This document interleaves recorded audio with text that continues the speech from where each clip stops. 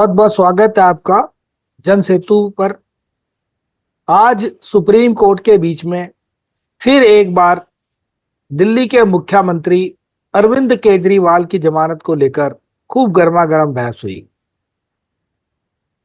जहां ईडी के वकील जो सॉलिसिटर जनरल है, उन्होंने कहा कि यदि मुख्यमंत्री चुनाव प्रचार नहीं करेंगे तो कोई पहाड़ नहीं टूट जाएगा। इस आधार पर कि मुख्यमंत्री जेल से बाहर निकलकर चुनाव प्रचार करेंगे, उनको जमानत नहीं दी जानी चाहिए। दूसरी तरफ जो अरविंद केजरीवाल जी के वकील थे, उन्होंने अपने पक्ष रखे।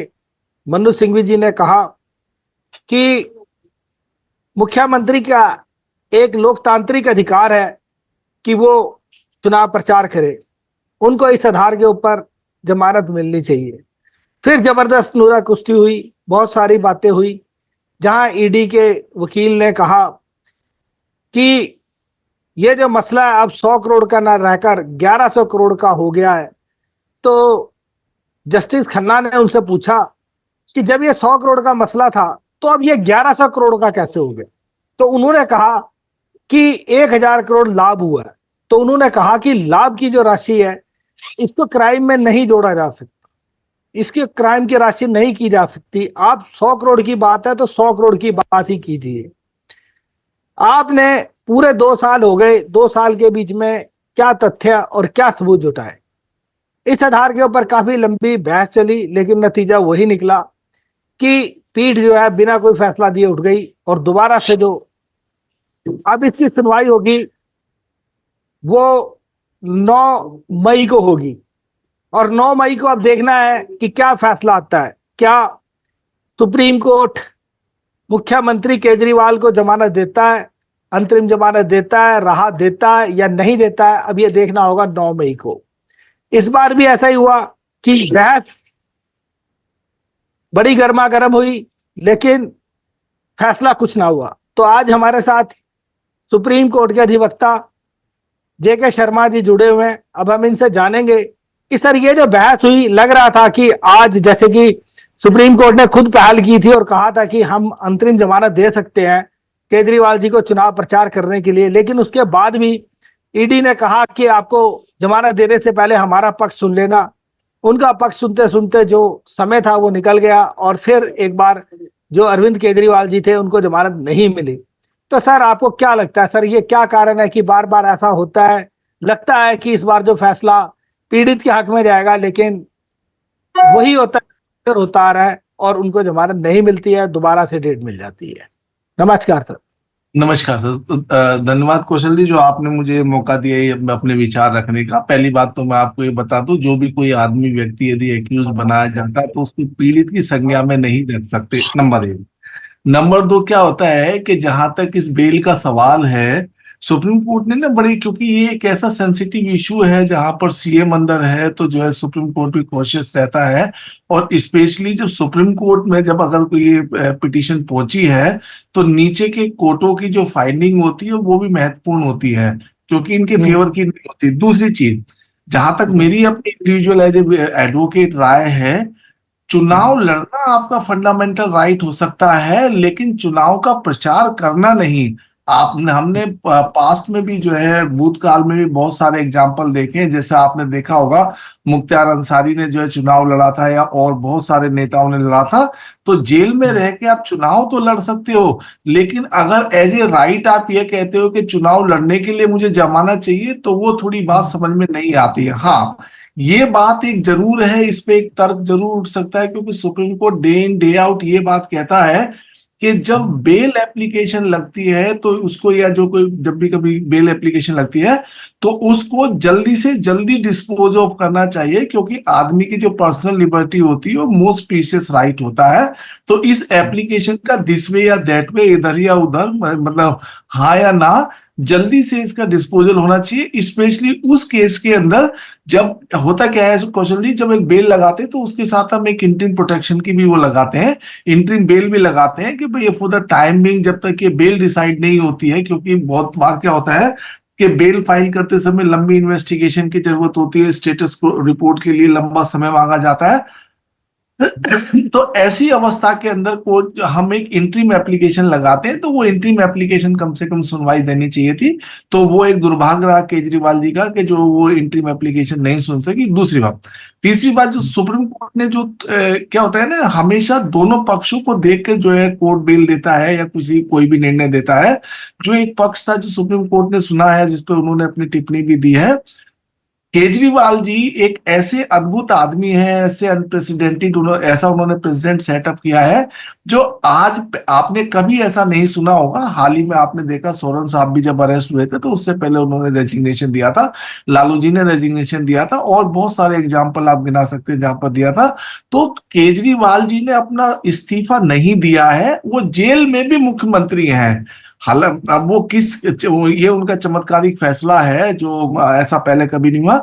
तो सुप्रीम कोर्ट ने ये जरूर बोला है कि आप यदि सीएम रहते हुए, क्योंकि आप कहते हैं ना कि अंग्रेजी में कहावत है, you can not have the earth join and heaven combined, so as long as you remain the CM you may not be entitled for the bail. Reason being the CM there are chances that you may misuse the government machinery, so that was the issue which was raised by the Supreme Court। Sir वो तो supreme court ने आज कहा है ना कि अगर हम आपको अंतरिम बेल देते हैं तो जी आप ऑफिस नहीं जाएंगे, एज ए सीएम काम नहीं करेंगे, आप केवल हाँ, प्रचार कर सकते हैं। तो प्रचार कर केजरीवाल सकते की तरफ से कहा जी। गया, जो केजरीवाल जी के वकील थे उनकी तरफ से कहा गया कि एलजी ये बात कह दें, ये स्वीकार कर ले कि यदि मुख्यमंत्री फाइल पे साइन नहीं करेगा तो वो किसी भी प्रकार से दिल्ली में होने वाले विकास के कार्य को नहीं रोकेंगे।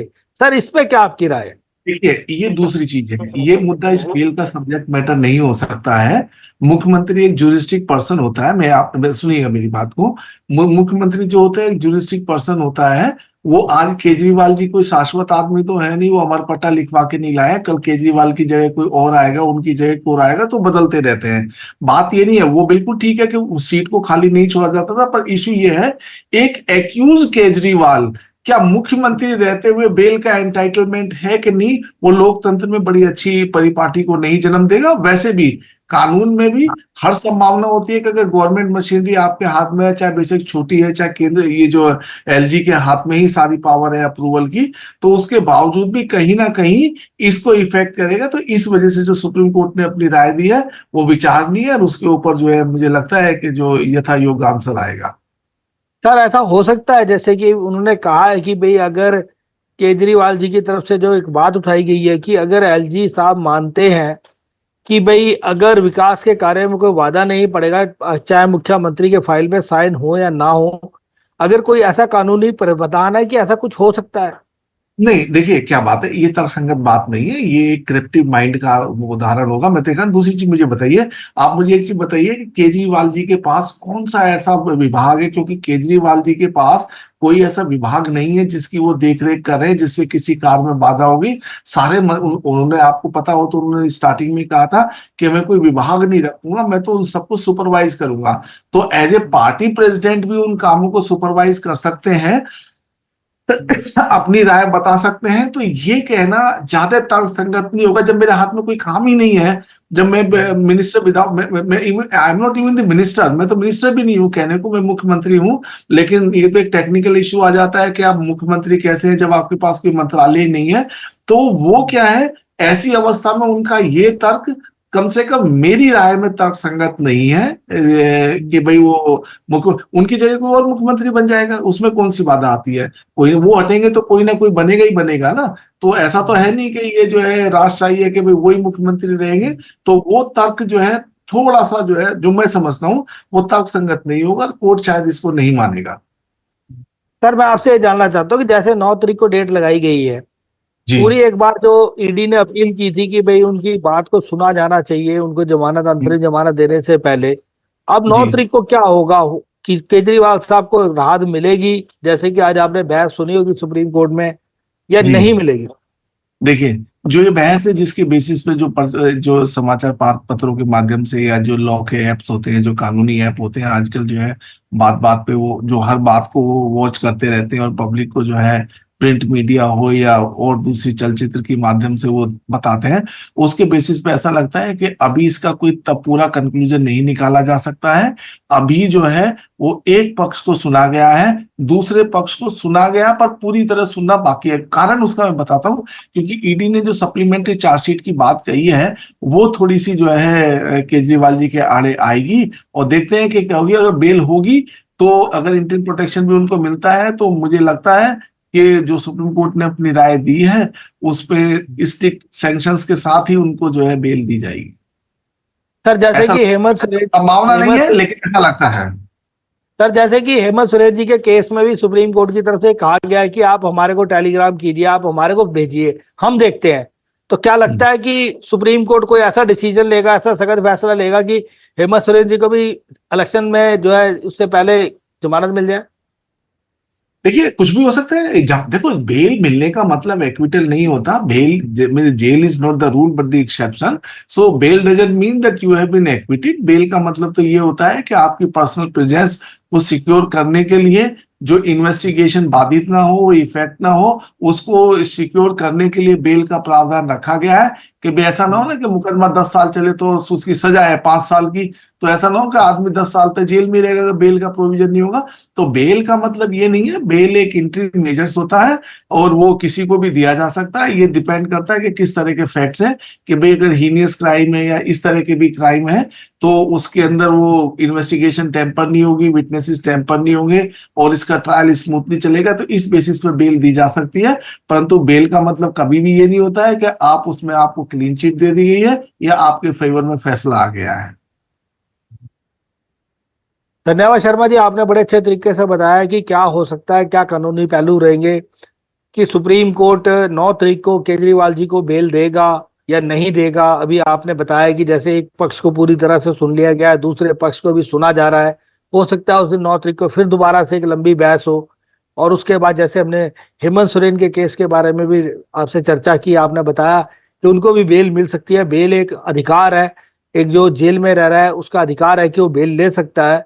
कोई ऐसा अगर लगता है कोर्ट को कि भाई ये कोई बाहर निकलकर सबूतों के साथ छेड़छाड़ नहीं करेगा, सबूतों को जो गवाह है उनको प्रभावित नहीं करेगा, तो उसको बेल दी जा सकती है। धन्यवाद, बहुत बहुत धन्यवाद, आपने बिजी समय में से समय निकाला।